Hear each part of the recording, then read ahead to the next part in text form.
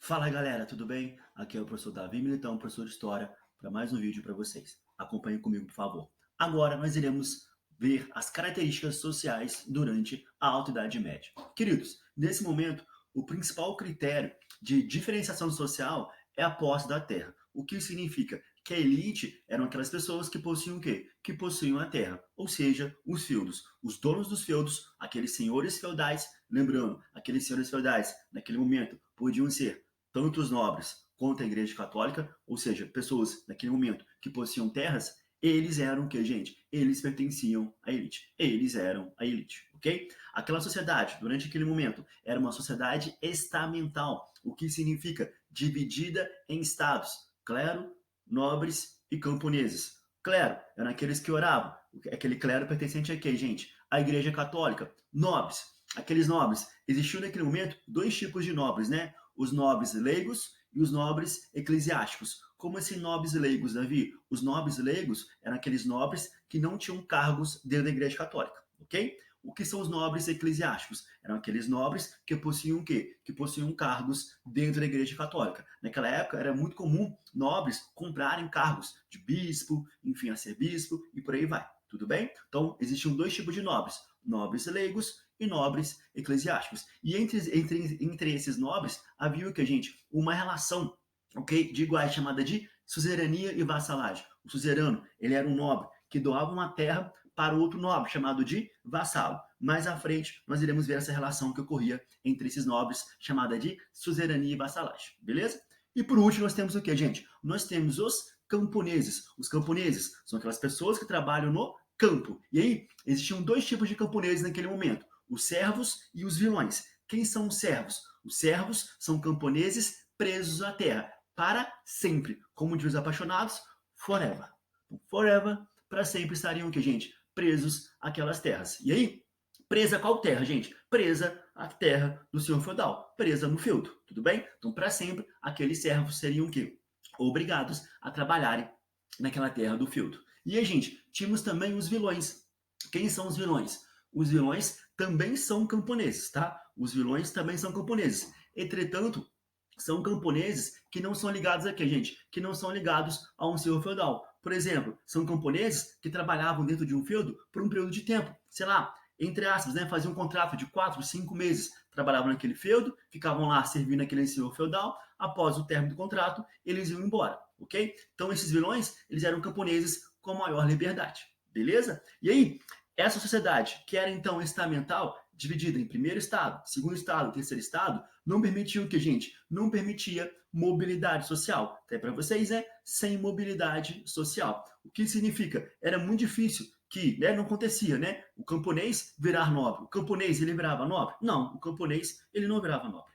Tudo bem? O camponês, ele não virava nobre, de modo algum. E aí, gente, então nesse momento, não existia o quê? Não existia mobilidade social. E aí o poder, então, é exercido por quem? O poder é exercido pela elite. Quem é a elite nesse momento? O clero e a nobreza. São eles os detentores da terra, que era o que, gente? Um critério de diferenciação social. Beleza? Então, aquela sociedade, ela é estamental, dividida em três estados: clero, nobreza e camponeses. Não havia o que? Mobilidade social, porque ela é o que, gente? Porque ela é estratificada, ela é bem dividida. E aí, cada um tem o quê? Cada um tem uma função naquela sociedade. Por exemplo, a Igreja Católica dizia que o clero nasceu para quê? Para orar. Os nobres nasceram para guerrear. Os camponeses nasceram para trabalhar. E aí, naquele momento, grande parte daquela sociedade pertencia ao terceiro estado. Então, o terceiro estado era a maioria. O terceiro estado eram aqueles que trabalhavam e pagavam muitos impostos, ok? Para o primeiro e segundo estados. E aí, primeiro e segundo estados era a minoria. E aí, que era mais rica. Será que hoje em dia a nossa sociedade é tão diferente assim dessa? Penso. Claro, a nossa atual sociedade permite mobilidade social e tudo mais, mas pensa, ela é tão diferente assim, ok? Deixo essa indagação para vocês. E aí, queridos, naquele momento, durante aquela época, havia, né, uma relação entre nobres e servos, uma relação baseada na servidão, aonde o servo ele vai servir ao seu senhor feudal, ele serve, né, aquela terra, e aí aquele servo ele era o que, gente? Ele era hiper, mega, super explorado pelos senhores feudais, ok? Então tá aí para vocês, super exploração servil. aqueles servos, eles eram explorados, porque, gente, eles tinham um conjunto de obrigações e pagavam muitos impostos aos seus senhores feudais. Lembrando que ser servo não é ser escravo, tá? Escravo é uma coisa, servo é outra.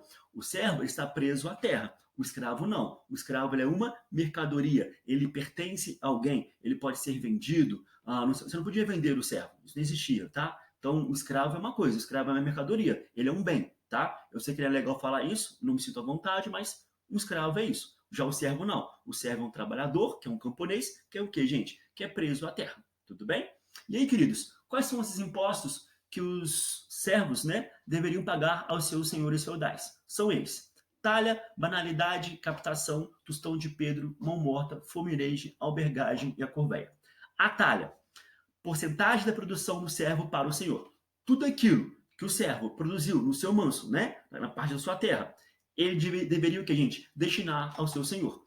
Lembrando que o feudo era dividido em três partes: manso senhorial, manso comunal e manso servil. Manso senhorial é o manso, é a terra do senhor, onde ficava o senhor dentro do feudo, tá? Lá dentro do feudo. Manso comunal era uma terra comum a todos dentro do feudo, ok? Como bosques, florestas, por aí vai. E por último, o manso servil. Esse manso servil era a terra onde ficava o servo. E aí, gente, aqueles senhores feudais dividiam aquele manso servil em pequenas partes, em pequenos territórios, chamados, né, de glebas ou tenências, e aí cada servo tinha o que, gente? Um pedaço daquele território, chamado de gleba ou tenência. E o que vai acontecer? Aquele servo, ele vai produzir algo naquele território, no seu manso. E, gente, o que acontece? Parte de tudo aquilo que ele produzia vai para o senhor feudal. O nome desse imposto? Talha. Depois, banalidade, tributo cobrado pelo uso de instrumentos ou bens do senhor. Qualquer tipo de instrumento que o servo utilizava, que era do senhor feudal, né? Muitas vezes aquele servo para, né, arar sua terra, para utilizar sua terra, enfim, para tornar sua terra fértil, para produzir algum tipo de produto agrícola, o que ele fazia, gente? Ele pegava emprestado com os senhores feudais as ferramentas. Quando o servo fazia isso, ele era o quê? Ele era obrigado a pagar o imposto ao seu senhor feudal. O nome desse imposto? Banalidade. Mas com que ele pagava? Com ouro, prata, moedas, dinheiro, papel moeda?